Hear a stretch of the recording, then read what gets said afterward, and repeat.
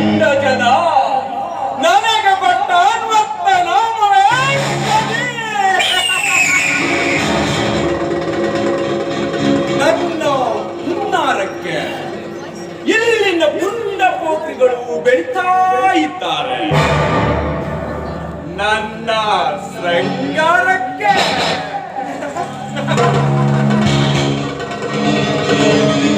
ಇಲ್ಲಿನ ಗರತಿಯರು ನಶಿಸುತ್ತಾರೆ.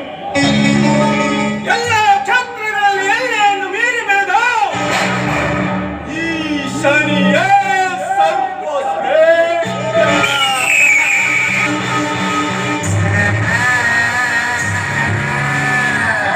ಸಾಧಕ ಎಂಬುದನ್ನು ಅರಿಯದೆ ಸಮಾಜ ಸೇವಕ ಎಂದು ಭಾವಿಸಿ ಮಕ್ಕಳಿಂದ ಹಿಡಿದು ಮುದುಕರವರೆಗೂ ನನ್ನ ಬೆರಳಿಗೆ ಕಟ್ಟಿದ ಸೂತ್ರದ ಬೊಮ್ಮೆಗೆ ತಮ್ಮ ತಮ್ಮ ಪಾತ್ರಗಳನ್ನು ಮಾಡುತ್ತಿರುವಾಗ ಈ ಶಿವಪುರಕ್ಕೆ ಶನಿಯೇ ಸರ್ವಾಧಿಕಾರಿ.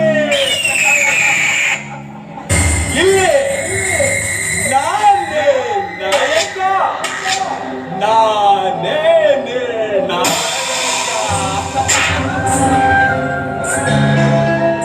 ನನ್ನ ಆಡಂಬರ ವರ್ಚಸ್ಸು ವೈಭವಗಳನ್ನು ಕಂಡರಳಿಸಿ ನಿಂತ ಜಮೀನ್ದಾರ್ ಜಗನ್ನಾಥ ನನ್ನ ಮಗಳಿಗೆ ಈ ಶ್ರೀನಿವಾಸನೇ ಸರಿಯಾದ ವರ ಎಂದು ತಿಳಿದು ಸರಿ ಸರಿ ಸಮಾನವಾದ ಸಂಬಂಧ ಎಂದು ಶನಿ ಶ್ರೀನಿವಾಸನಾಗಿ ಒಪ್ಪಿಗೆಪಟ್ಟ. ಪವಿತ್ರ ಅಪ್ಪಟ ಅಪ್ಪಟ ಚಿಂತನೆ ಎಂದು ಆದರೆ ಮೋಸದ ವಾಸನೆಯಿಂದ ಜಯಿಸಿಯೇ ಬಿಟ್ಟ. ಅವಳ ಮೇಲೆ ತನ್ನದೇ ದೃಷ್ಟಿಯನ್ನಿಟ್ಟ. ಹೌದು ಹೌದು, ಪವಿತ್ರ ವಿಶ್ವಾಸದೊಂದಿಗೆ ಸೇರಿ ಹಾಲು ಸೇರಿದ ಹಾಲು ಎಂಬುದನ್ನ ಕಣ್ಣಾರೆ ಕಂಡು ಹೃದಯದಲ್ಲಿ ಕುದಿದಿದ್ದು ಹೆಂಡವಾಗಿ ನೇರವಾಗಿ ಅವಳೊಂದಿಗೆ ಮಾತಿಗಿಳಿದೆ. ನನ್ನ ಆಸ್ವಾನಿಯ ಪ್ರಶ್ನೆಗೆ ಪವಿತ್ರ ಕೊಟ್ಟ ಉತ್ತರ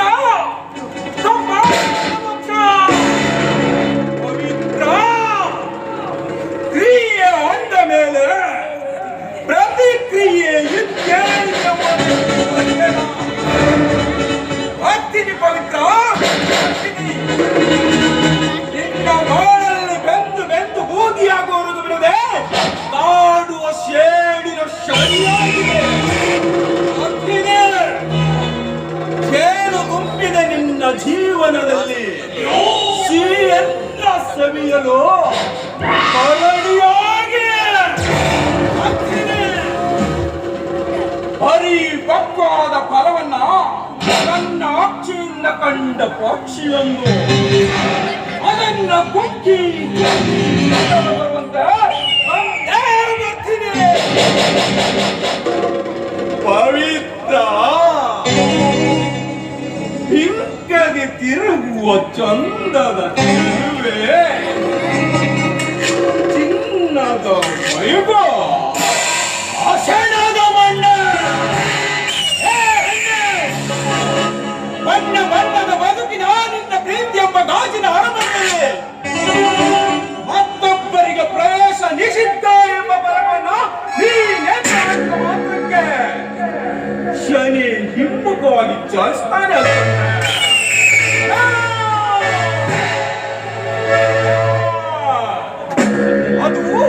ಅದು ನಿನ್ನ ಬಹುದೊಡ್ಡ ಭ್ರಮೆ.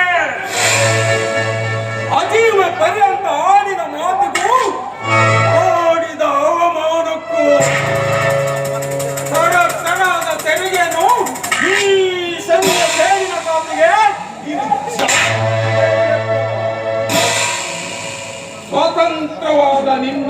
ಮಾಡುವುದನ್ನು ಈ ಶನಿಯ ಅಧೀನದಲ್ಲಿ ಸಿಲುಕಿ ಪರತಂತ್ರ ಆಗಬೇಕಾದ್ರೆ ಶನಿ ಏನು ಮಾಡಲಿಕ್ಕೂ ಸಿದ್ಧ.